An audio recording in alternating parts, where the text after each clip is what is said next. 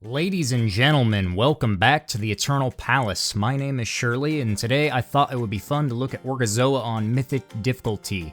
Now that 825 is out, it would be a nice change of pace from the classic grind to return to Mythic rating here. On the Arms Warrior for this fight, we're hopping right into it.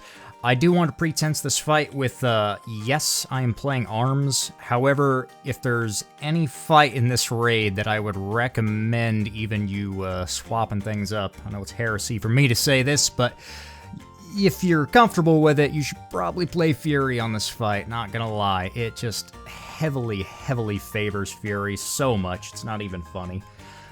Anyway, so dialing things back here a hair, we go in, we pop Bloodlust on the pole because we want to get out of this first phase as fast as possible, and I'm going to go ahead and pop all my cooldowns, standard single target setup for Arms on this fight because nothing really changes. We're just going to be passively cleaving the little adds behind us all the time and just focusing on the boss. We're not going to be tabbing over them too much, occasionally executing, but as you'll see here, I am holding my Warbreaker and cooldowns after the on pole. Even during Bloodlust, I'm saving that first Warbreaker for when the adds initially spawn.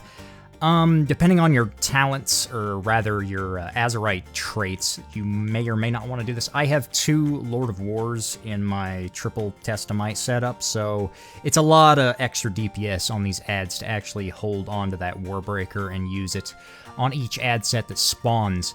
And what you're also doing in between, so right here I am going to tab over and execute these down. Usually you want sweeping strikes for that, but it's not a big deal. During the ad sets, if you got a couple of Fury Warriors in your group and you got really good ad DPS, I'm going to be saving a lot of rage in between the spawns and just basically just mortal striking the boss to keep up deep wounds on it, and just pooling as much rage as possible for each ad set spawns for the Warbreaker and just spamming down, as many whirlwinds for your big strength buff as you can get. And, continuing to pop sweeping strikes basically on cooldown and passively cleave these guys out.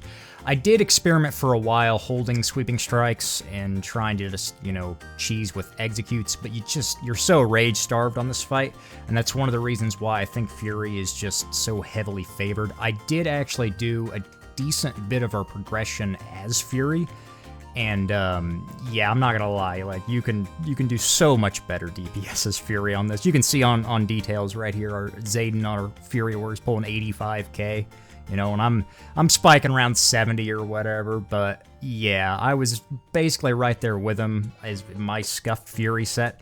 So if you guys got triple, what's it called? Blood of the, oh god, Cold Steel Hot Blood, that's the one.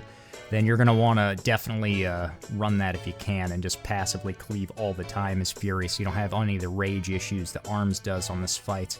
Getting down to close to the transition phase here, we got 3 rallying cries we're going to be cycling towards the end because when everybody has the debuff on Mythic here, the damage gets pretty crazy. So we've got a Fury, or not a Fury, just a Warrior popping a rally on each one of these Arcane Currents, and also I'm hitting mine right here a little bit early during this downpour phase. We're going to hit the Spirit Link as well, trying to maintain as much uptime on the boss as possible. Pretty easy to avoid those puddles. Anyway, what I was doing right there is you're going to have a very set position on this fight. So you see the little weak aura popping up that says spread away from me, and I wasn't moving and it was red to the last second. It is everybody else's job to get the hell out of your way, because if I'm where I need to be and they're not, that just throws off so many other people within the group if you're not in your own position. So people need to just be where they need to be and, not you try to adjust on the fly, if you can help it, of course. And we hard swapped to those last set of adds there because we wanted to get those down because our tank needed to soak the pools before we go on this transition phase.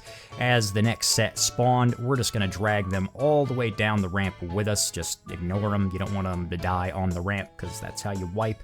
We luckily have a bunch of shamans, so plenty of Windrush totems to get us down here fast. I'm going to go ahead and start hitting the boss with, everything just going through a standard rotation, building up some rage, even though he takes considerably less damage because I still want to be stacking my Ink Pod and Coral stacks from my 2 trinkets on him. Ideally, I would have a different trinket on this fight instead of Ink Pod.